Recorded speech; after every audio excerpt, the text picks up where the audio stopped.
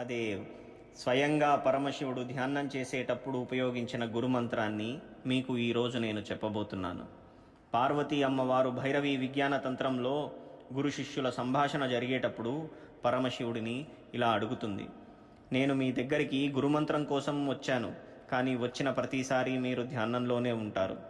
అసలు మీరు ధ్యానం చేసేటప్పుడు చదివే గురుమంత్రం ఏమిటో మాకు చెప్పగలరా అంటే దానికి జవాబుగా పరమశివుడు ఇలా చెబుతాడు: నేను ధ్యానం చేసేటప్పుడు చదివే గురుమంత్రం సోహం.